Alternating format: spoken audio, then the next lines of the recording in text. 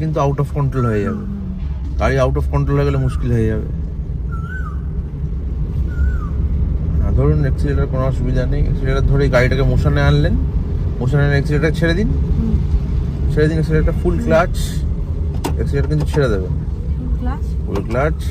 এখান থেকে মাঝখান ওপর 3 নম্বর গিয়ার, চলুন ক্লাচ ছাড়ুন, রেস ধরুন, ধরুন গাড়িটা কত ফ্রি হয়ে, ক্লাচ ছেড়ে দিন, পুরো ক্লাচকে ফ্রি করে দিন। হ্যাঁ, ক্লাচকে আর ধরবেন না, চলুন রেস ধরুন, কারণ ক্লাচকে আনওয়ান্টেড চাপ কিন্তু ক্লাচকে সবসময় ক্ষতি করে।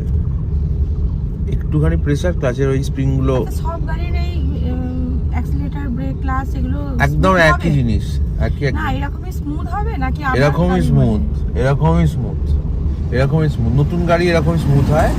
যখন আপনি সেকেন্ড হ্যান্ড গাড়ি কিনতে যাবেন, ধরুন কোনোদিন সেকেন্ড হ্যান্ড গাড়ি কিনতে গেলেন, তখন ভালো করে চেক করতে হয় যে ক্লাচটা ছেড়ে গাড়িটা এগোচ্ছে কিনা, বুঝতে পারলেন? যেমন ক্লাচ ছেড়ে গাড়ি এগিয়ে যাচ্ছে, তাহলে গাড়ি একদম ওকে আছে, কোনো অসুবিধা নেই।